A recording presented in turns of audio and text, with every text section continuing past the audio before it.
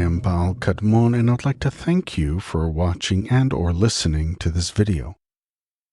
Happy holidays if you celebrate. I did celebrate a little bit. I have extended family here, and we had a nice long holiday weekend, and I'm actually looking forward back into my groove. So anyway, the other day I received an email, quite an extensive one that had several questions about aspects from my course Lost in Translation, more specifically the instances where I mention the Kabbalah, because there's a lot of stuff there that in the Kabbalah, I'm saying in general, that seems sort of contradictory. And so I explained the way I look at something like that. There is this Jewish tradition that breaks down passages from the Bible and it sort of have this grade of interpretation. Each level has its own interpretation, and there's 4 main levels. So I explained this to them, and then I thought, you know what, this actually would be a great video to show people what I'm actually talking about, because there is this idea that there are 4 levels of interpretation in the Jewish tradition. Now, it's usually applied to the Hebrew Bible, where they take a verse and then they put it through these 4 levels of interpretation.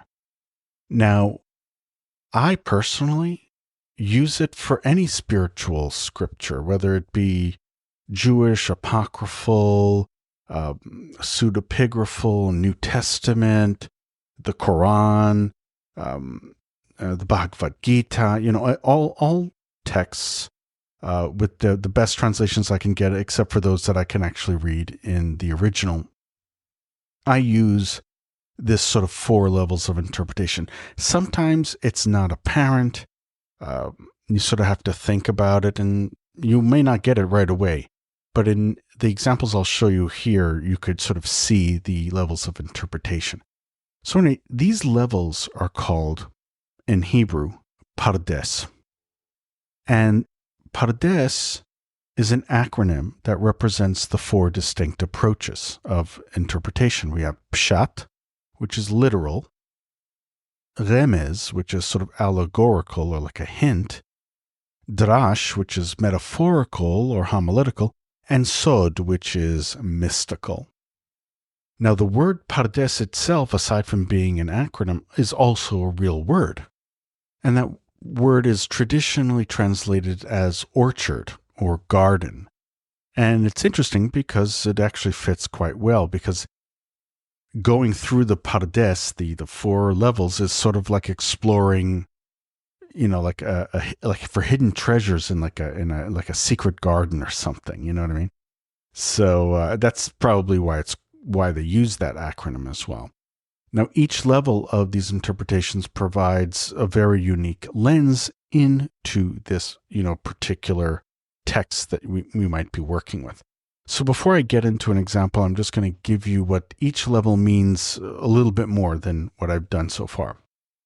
So the 4 levels of Pardes, the first one, Peshat, which is the literal, and this represents the plain, straightforward meaning of the text. It focuses on the historical context and the grammar and the surface level understanding of the word.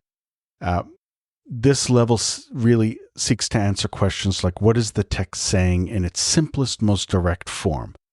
So while Peshat is foundational to pretty much all the other interpretations, it does not consider the allegory or the symbolism or the deeper mystical insights.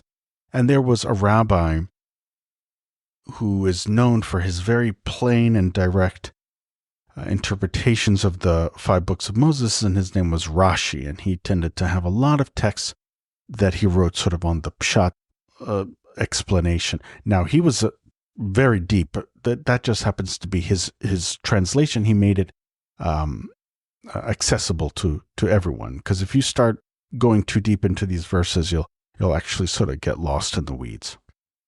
The next level is Remez, or the allegorical, or the hint, and this uncovers the symbolic and allegorical meanings behind the text itself. So it looks for hints and clues within the words and suggests maybe some type of broader philosophical or some type of metaphysical idea. So this level explores the connection and the insights that go beyond just the literal. And then we have the third level, Derash, which is metaphorical or homiletical. And this focuses mostly on sort of extracting some type of moral or ethical or even spiritual teachings through a deeper analysis of that text. So, and it often uses, I guess you could say, creative reasoning. And it's one of the bedrocks of rabbinic commentary in Judaism. So this interpretive level is really designed to make the scripture a little bit more relevant to the everyday life. And in certain cases, that's easy to see. Sometimes it's not. And then we have the fourth level, the sod, which is mystical. Sod actually just means secret in Hebrew.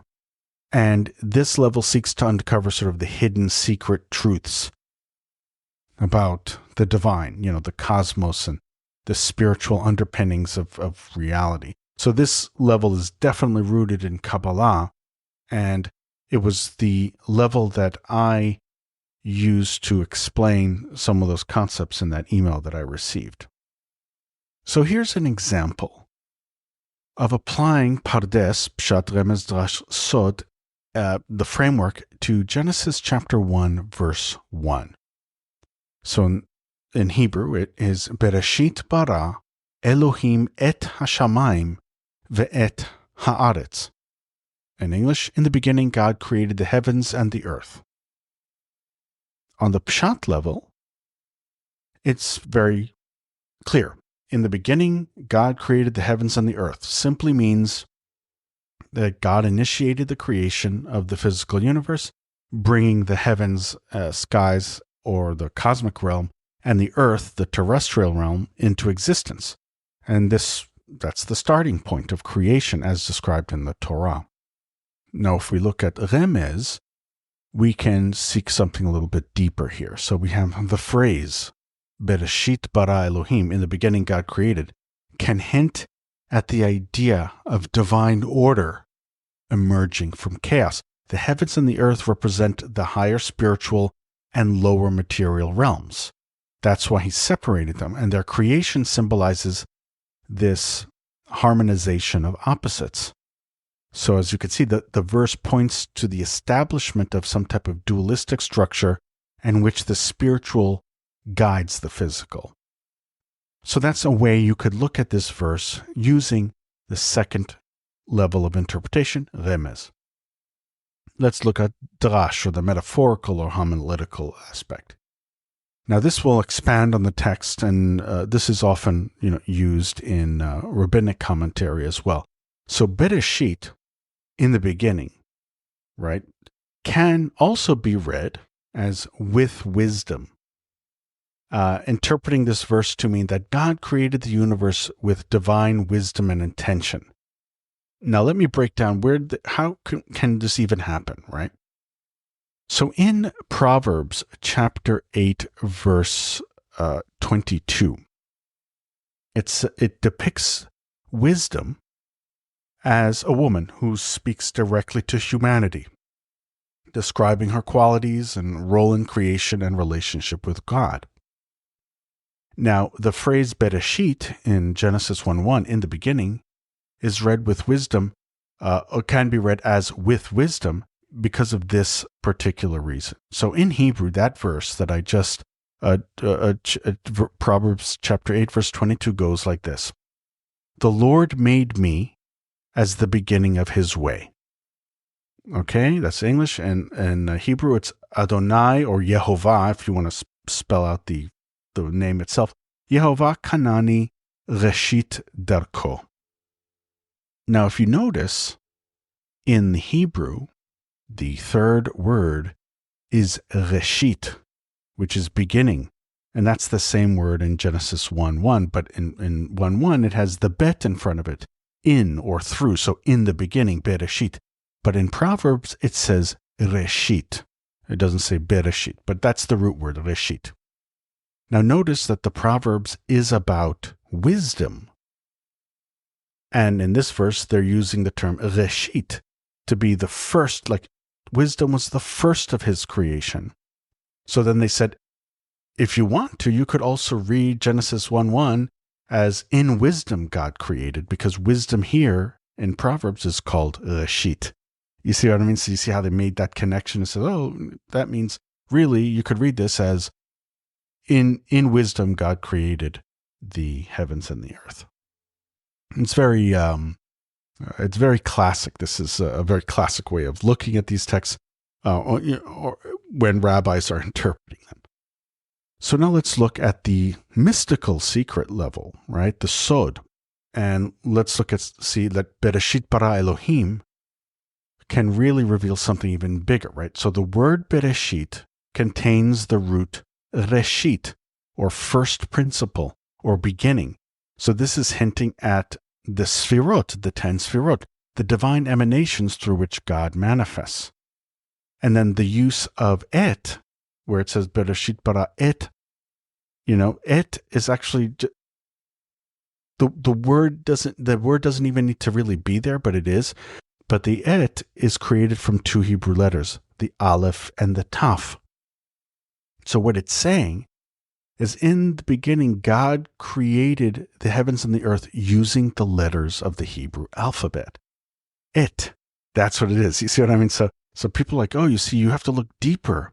What is the et? Why is there even an et? Because technically you didn't have to have the et in Hebrew there. They said the reason why that et is there is because it represents aleph through taf, the entirety of the Hebrew alphabet, as the roadmap for creation from beginning to end. See what I mean? So it's very interesting how you can look at that one verse and look at all of these levels. So that's just one example.